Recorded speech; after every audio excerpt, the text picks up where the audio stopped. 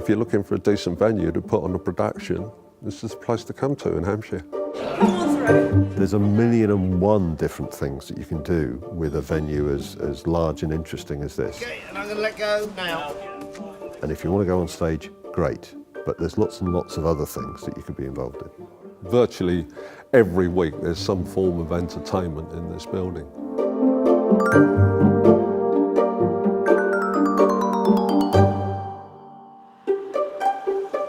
As you enter the town of Romsey from the south, the Plaza Theatre dominates the skyline. For over 30 years, this building has been home to local amateur dramatic society R.A.O.D.S, owned and operated entirely by its members. The Plaza Theatre was built in 1931 in the Art Deco style as a cinema and went through a very good period between the 30s into the 50s and the 60s, and in the late 60s it started to lose its audience as television came in, and by the 70s it was heading in a downward spiral, became a bingo hall, and then eventually it was closed and left as a derelict almost. That coincided with R.A.O.D.S looking for a new space, so they put in a bid for the Plaza and we acquired it in 1982. R.A.O.D.S, who had been using the Crossfield Hall as their stage, and all their workshops, facilities were up at Woodley, were given notice at Woodley that we would have to leave, and we started to look around for a building that would be permanent for us. And eventually, after a lot of negotiation, we were told that if we could raise the £72,000 in a week, or mortgage that in a week, we could get the Plaza.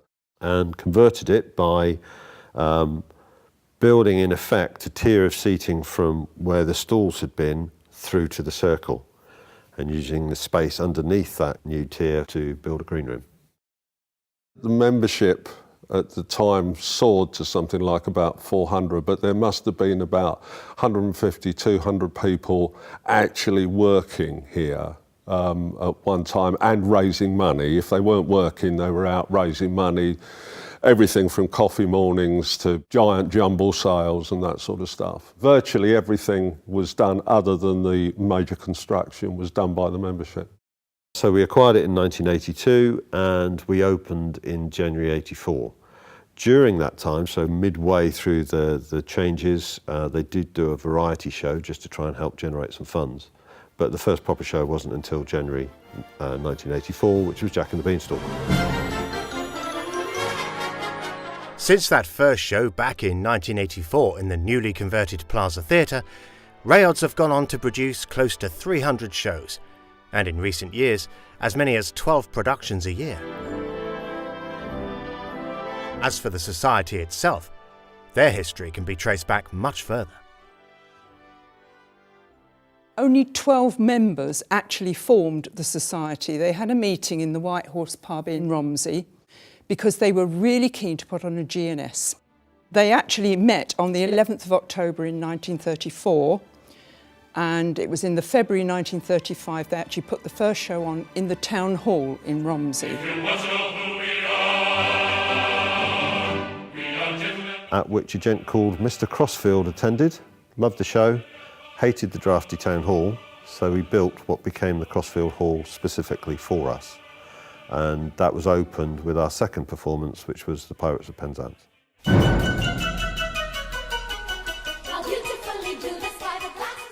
And this really set them on the path of being very much an operatic society. They were very keen on that.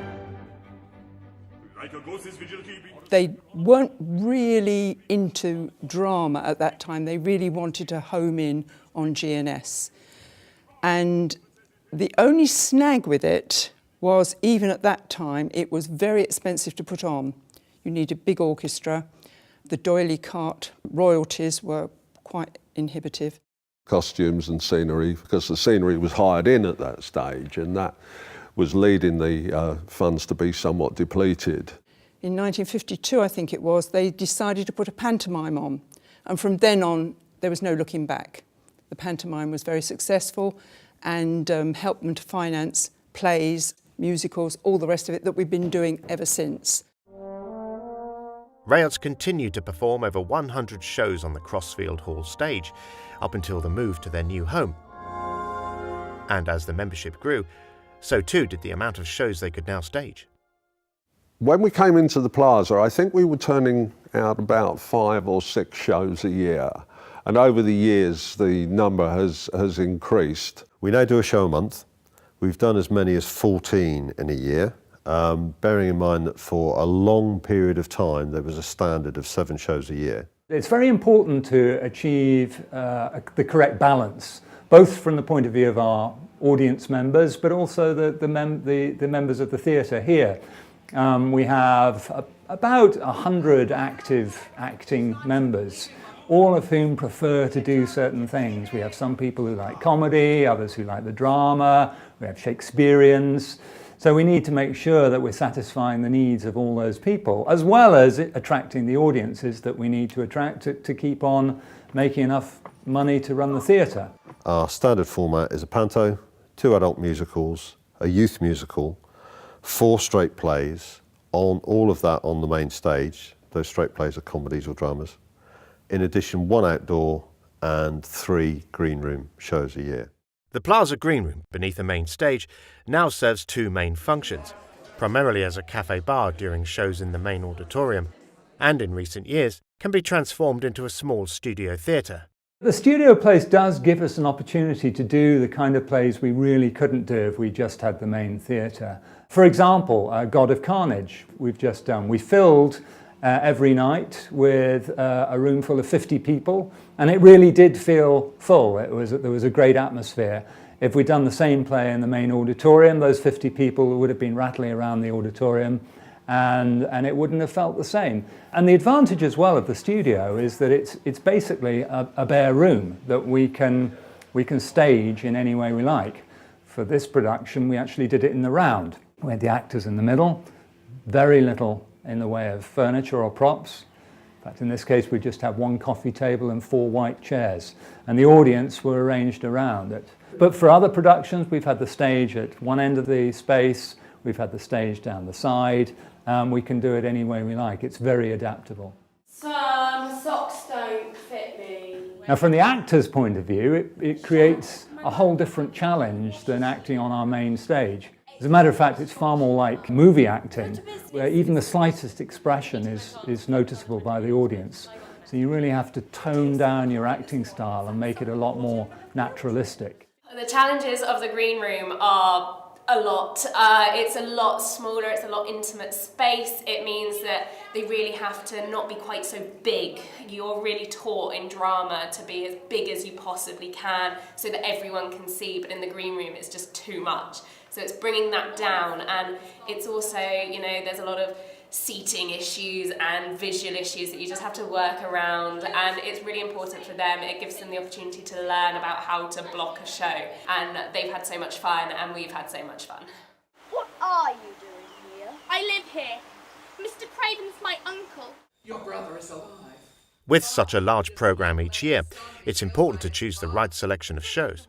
The ultimate responsibility for that lies with the artistic director and a small group of members elected onto the forward planning team. So I have a committee. This year we had a dozen people, including myself, on the committee. We read as many plays as we can. We have members putting forward ideas, some of whom would like to direct the plays they've selected. And we read them. Obviously, we don't have time for everyone to read everything, so what we'll do is we'll give perhaps 2 or 3 people a play to read. If they like it, then we'll pass it on to the rest of the group. And then often we'll sit down together and it comes down to a show of hands on particular choices between one play versus another. A regular addition to the R.A.O.D.S calendar is the annual outdoor production, and a chance for actors of all ages to perform in spectacular surroundings. In dirty sandpits. Maybe I could read to you. For both cast and crew, however, working in the open air does bring with it a host of challenges. Thanks very much. Well, there's the weather, which is obviously England in June, it's so unpredictable. So we've had setting the lights in pouring rain, it can be cold. Things like when you're in the theatre, you can stop a scene with a blackout and then change the set in pitch darkness. You don't get that, of course. Yeah, that's probably the main challenges. What's the weather forecast for the rest of the week? Changeable. In addition, once every third year, we're lucky enough to be invited to the Minack Theatre in Cornwall, which is good for the funds and is a great opportunity for members, both acting and directors and technicians. It's a fantastic place.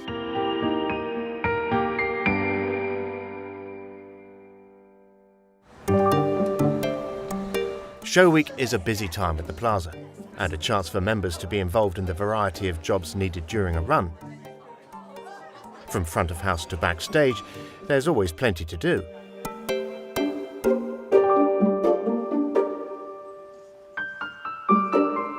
With so much activity throughout the year, the need for new members is greater than ever.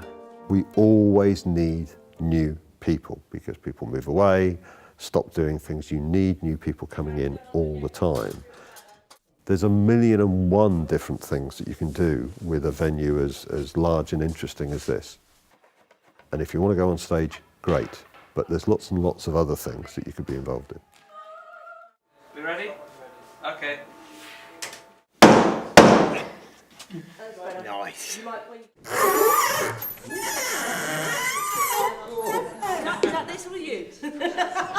Just join in the whole aura of running a theatre, because this theatre is a terrific asset for R.A.O.D.S, but it is also our biggest liability because we've got to keep it running on a professional standard without being paid for it. Youth membership forms an important part of the Society's yearly programming, and many believe it to be a vital part of the future success of R.A.O.D.S. The youth side to R.A.O.D.S is vitally important. Without the youth, we would just be a much poorer place. The youth bring vibrancy and a future to amateur theatre. So we're lucky that the committee take the youth side of our work here at the Plaza completely seriously and really enjoy having them. I think the youth side of R.A.O.D.S is incredibly important. It's really important to be able to nurture that youth and be able to give them the opportunities to do plays, to do musicals, to do straight drama, to do comedies. How else are they going to learn how to do shows outside of school other than to give them the opportunity here?